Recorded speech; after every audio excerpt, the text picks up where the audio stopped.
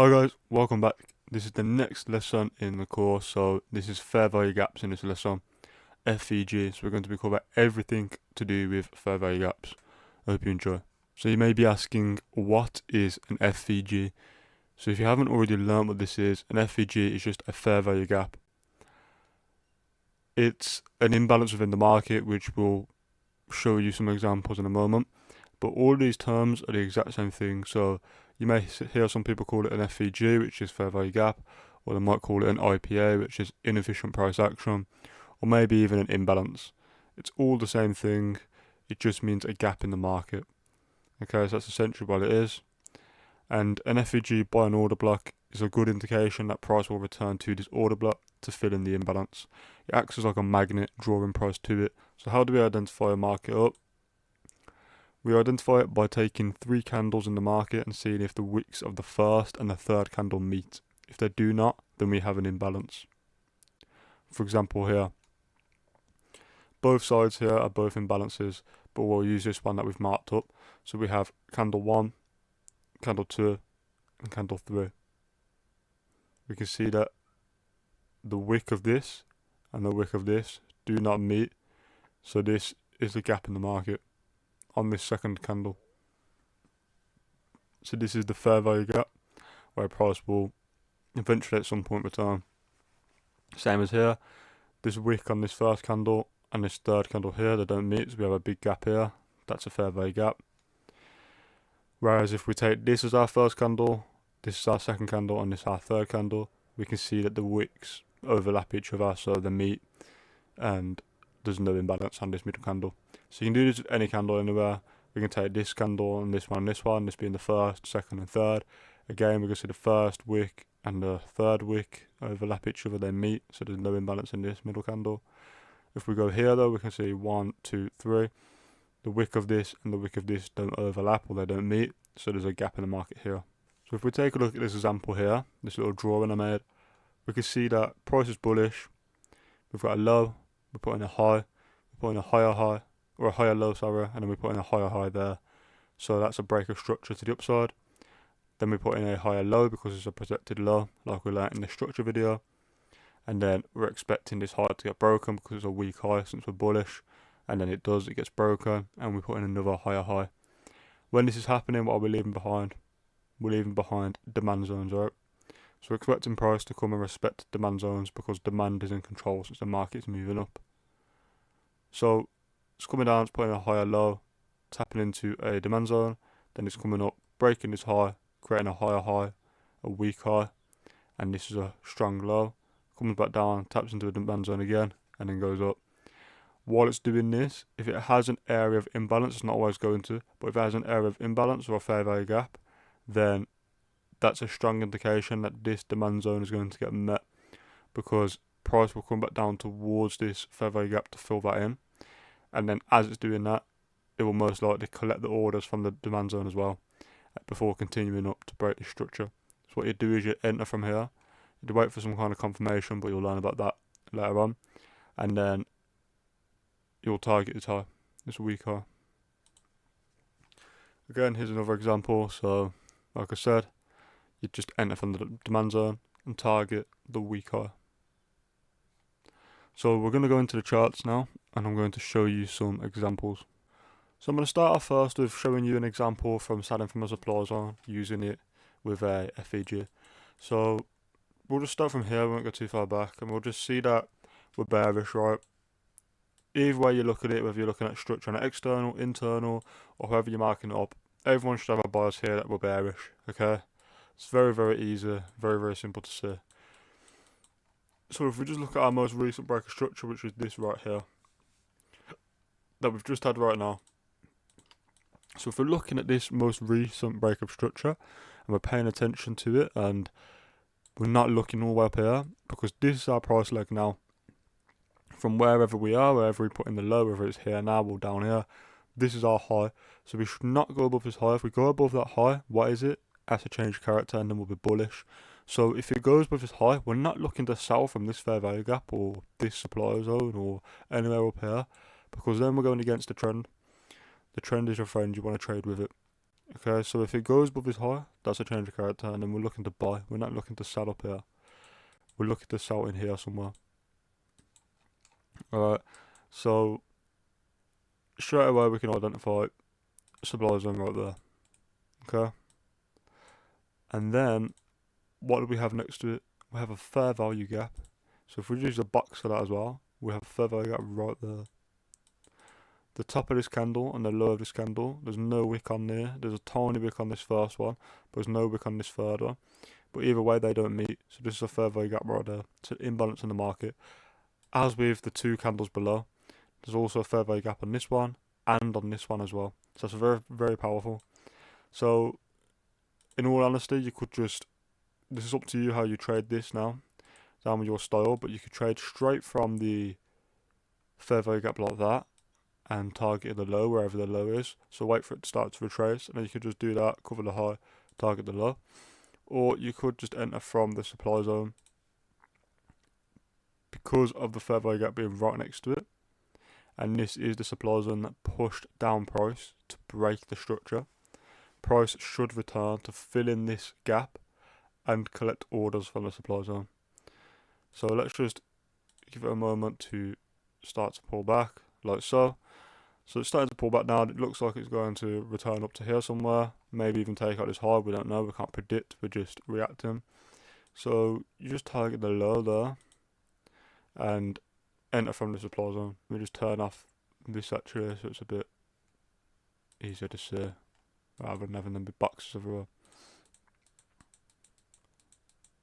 And it hits take profit.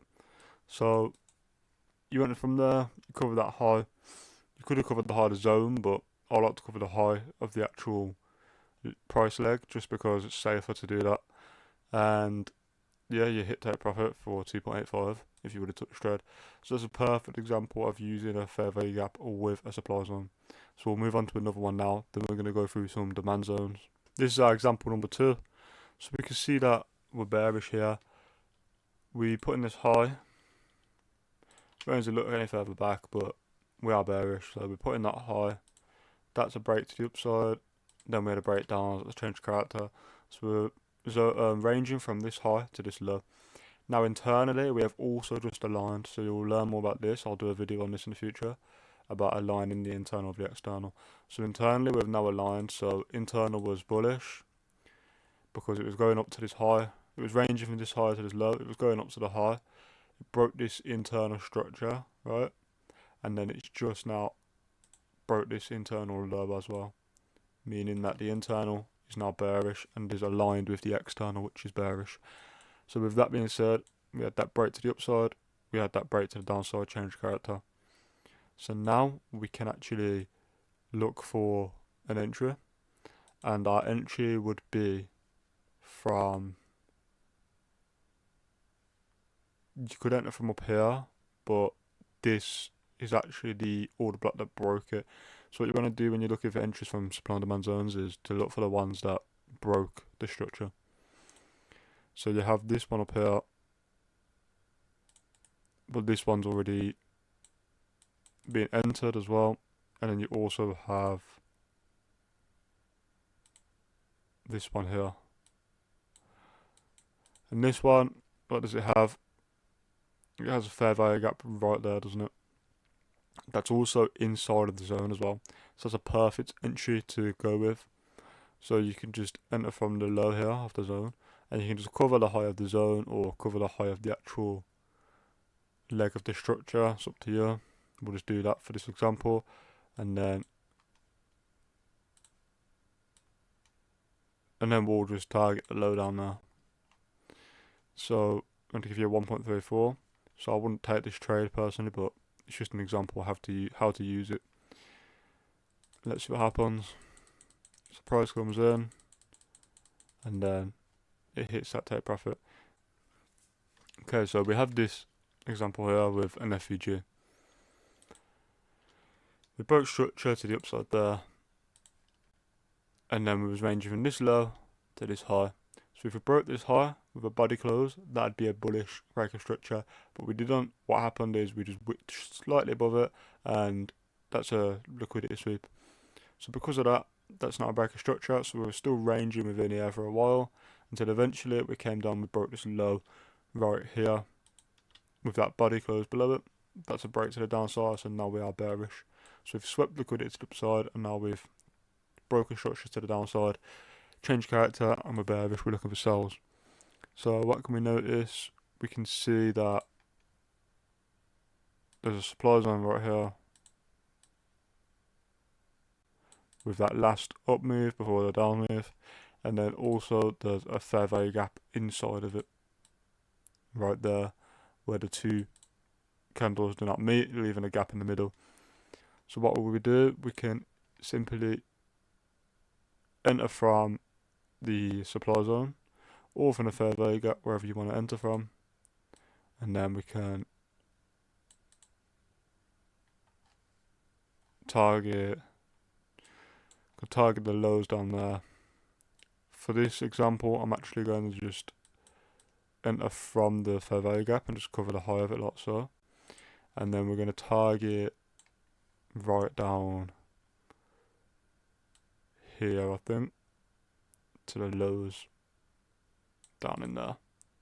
Why are we targeting there?